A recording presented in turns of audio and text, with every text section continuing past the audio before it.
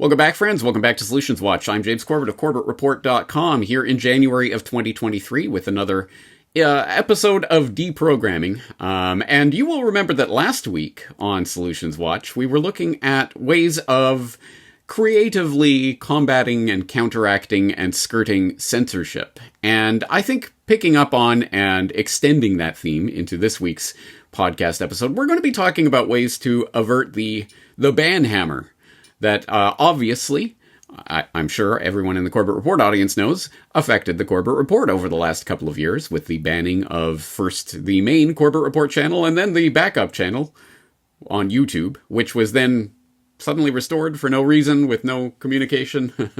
I don't know how it works. All I know is I'm never using YouTube again, but it is a good case in point about how your data may not be safe if you are simply uploading it to some centralized server somewhere and hoping that it'll all be taken care of. I've got a backup on YouTube. No, that's not how this works. So I'm sure that anyone out there who is either a regular content creator or someone who is at the very least concerned with preserving their information that they do have and that they collect and social media posts that they make and such will have thought about this issue in recent years and how best to handle this. Well, I'll just move to another platform and put all of my content on that one platform and trust that it will be safe forever. Again, I don't think that that's a real solution to this issue. As Corbett reporters will know, my philosophy has always been, why upload everything to one place when you can upload it to many places? Why one thing when we can have many things? And so that is something that I've attempted to do throughout the years. I've always been uploading my work to many different platforms, including, perhaps most importantly, my own server, so that everything that I do is on CorbettReport.com.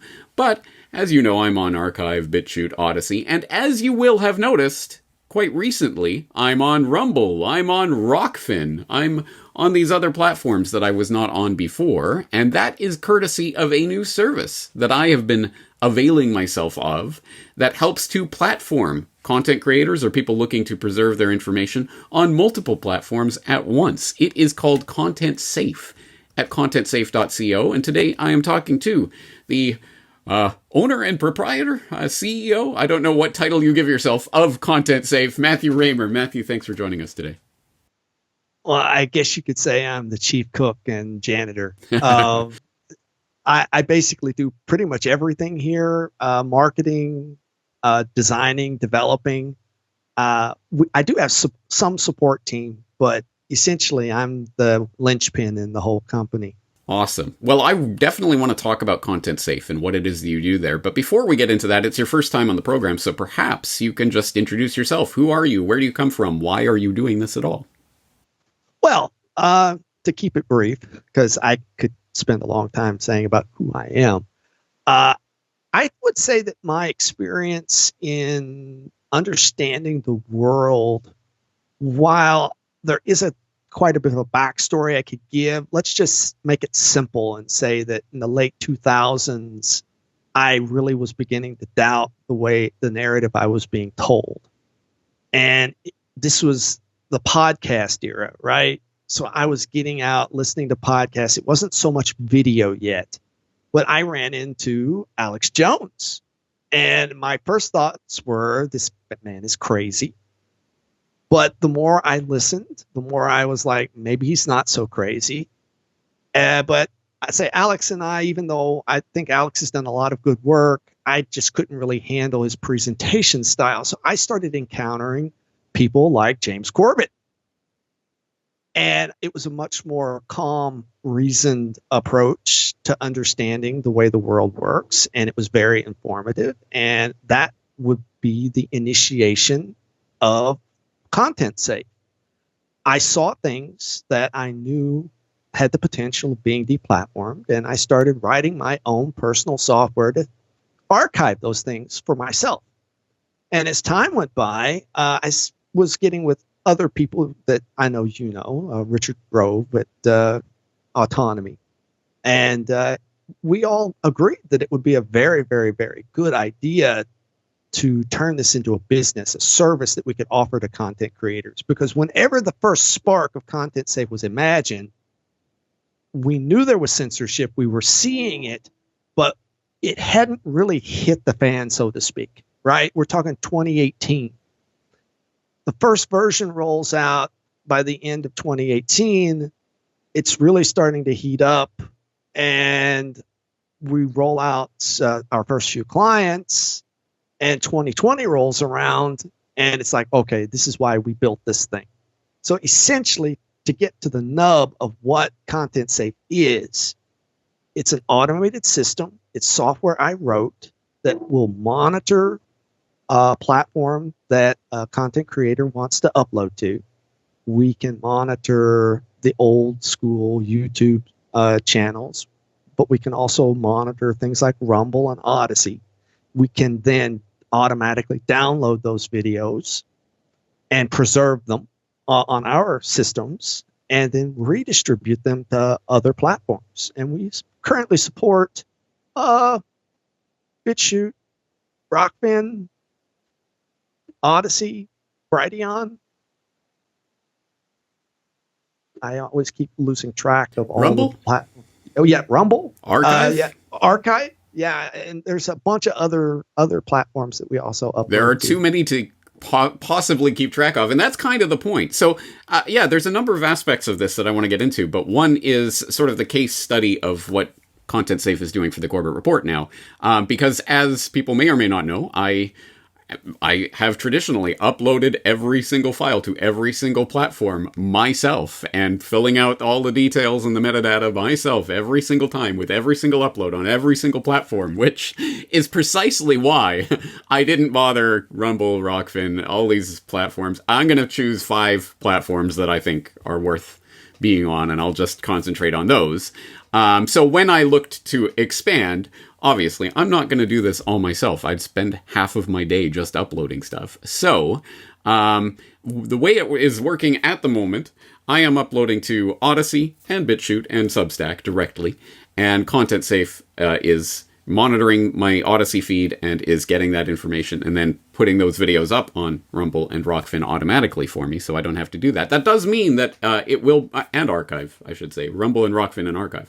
That does mean that the first time you see the video, it will go up first to Odyssey, to BitChute, to Substack, to my own website, and then it will go on Archive and Rumble. So there may be a bit of a delay with those videos, as it takes time for the bot to see the new upload and get it uploaded to the other platforms, etc. But we're generally talking a few hours, not a few days. So anyway, that's the way it's working for me, which is obviously, from my perspective, I hope people can understand, extremely helpful to cut down on the amount of time I end up uploading things. But so this, just to put it broadly, this means that you can monitor the feeds of from any of these platforms, presumably, yes, and then auto-populate to the other platforms?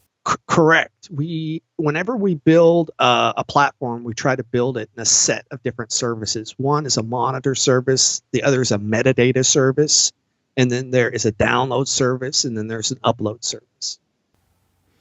You know, people who don't upload will have no idea how much of a jigsaw puzzle this is, because just saying metadata, there's different categories and different information that is put on each website. So standardizing that and finding a way to populate all these fields must be right.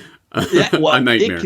It can be hair pulling. Yeah, it really can. Yeah, that's why. And whenever a platform changes, and whenever a platform suddenly decides to change things, they don't give us a notice. You know, we have to be on our toes to know it changed. Mm-hmm.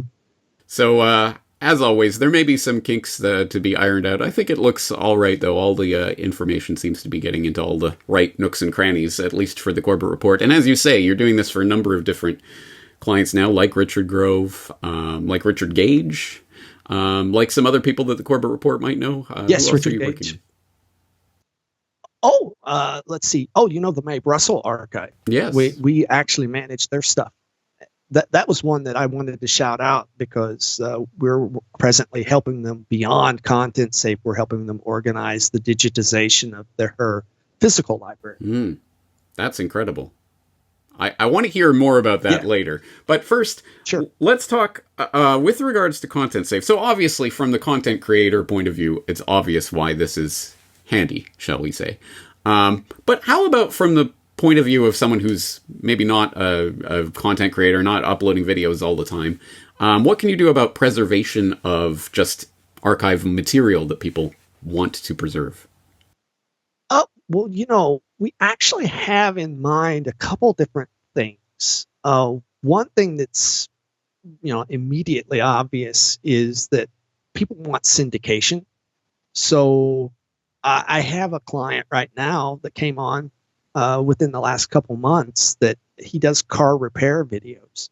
And right. And he's like, I looked at your service. I don't feel like I have anything in my content that's controversial. But one, he likes what we're doing. He wants to support it. And two, he's like, I'm looking at you as a syndication service. So I want to have my audience out on all these alternative platforms. So that's one. And there's another thing I've kind of got back in the laboratory, so to speak, that we're thinking about offering a service by which people could use Telegram and download videos that they want to keep locally, which I think we'll see if it turns out to have, interest, but I'm sure you'll hear from a few people in the Corbett Report audience as to whether or not that is interesting to them. So it's good to know those types of ideas and whether it's to gauge the interest in them. Oh, yes, absolutely. All right. So, okay. So give people an idea of how this would work. How would they get in touch with you, and what would the process look like from there?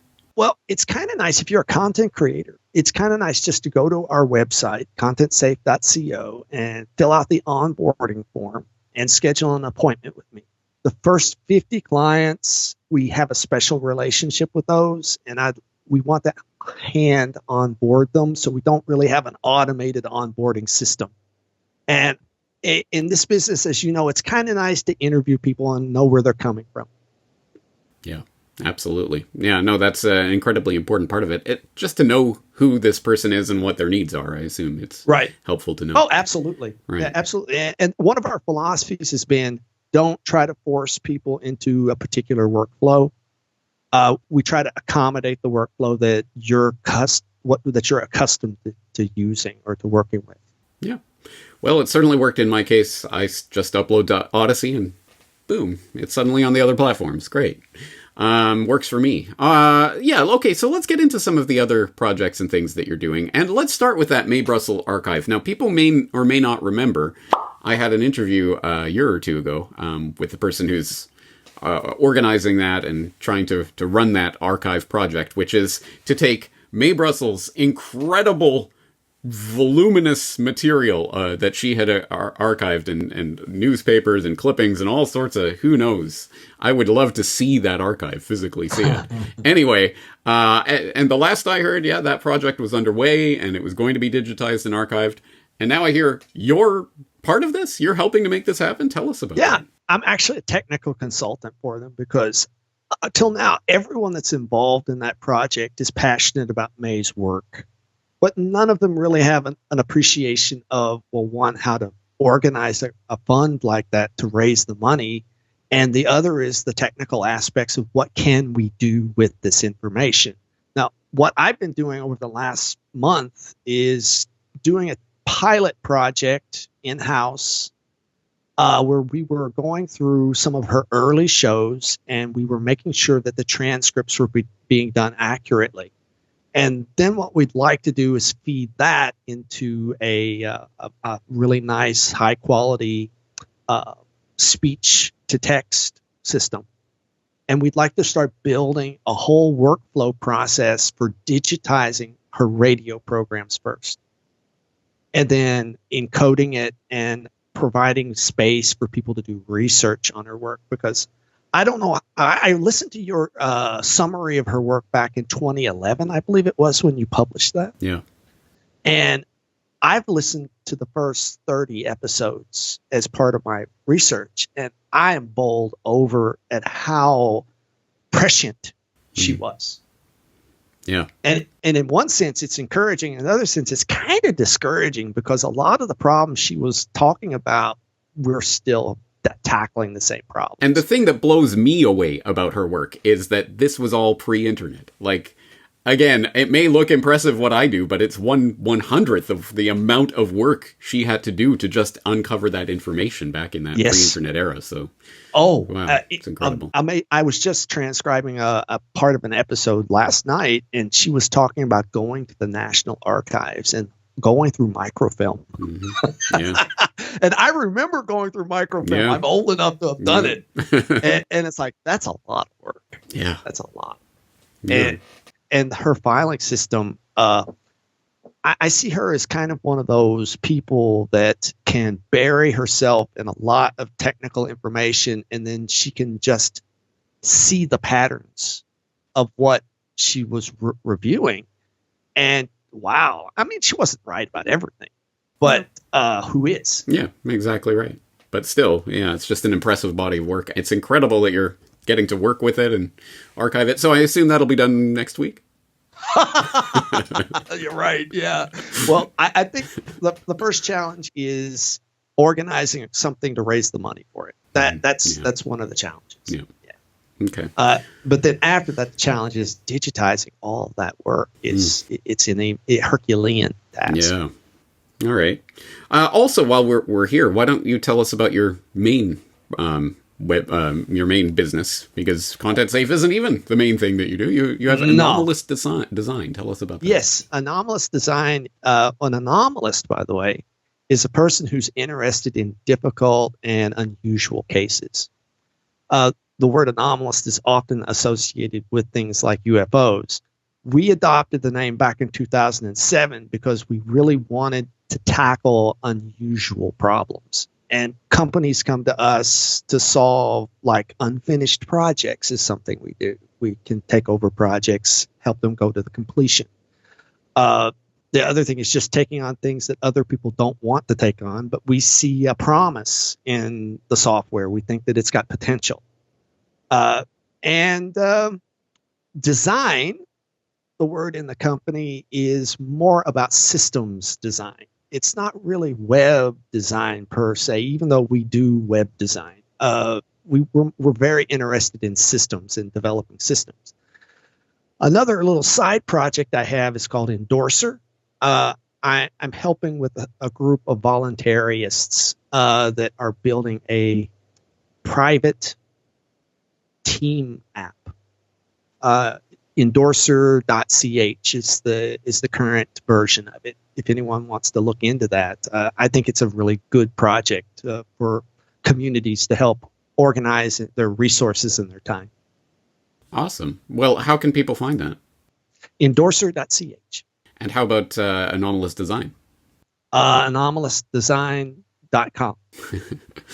Well, that's the only .com in your universe there so far. Well, yeah, I have actually another, which is a portfolio site, which is anomalous.design. There you go.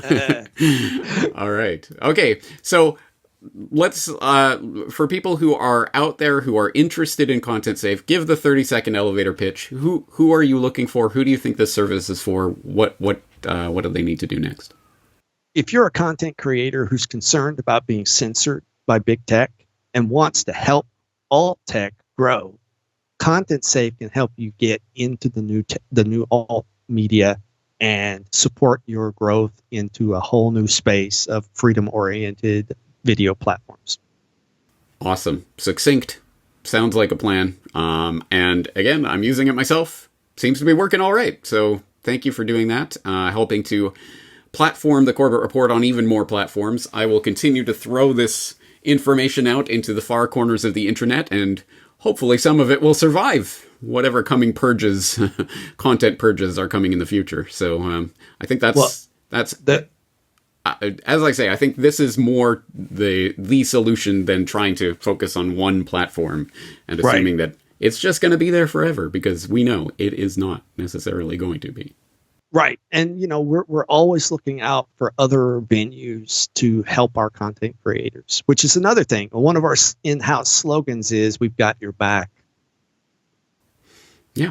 Awesome. And anyone in the Corbett Report audience who is interested, let him know about your interest in the Telegram video download idea. Let's see if that's if there's some interest in that. Cool. All right. Okay, I think we're going to leave it there for today. Matthew Raymer, thank you very much for your time. Thank you for your services. And thank you for helping to get the Corbett Report information onto even more platforms. Awesome.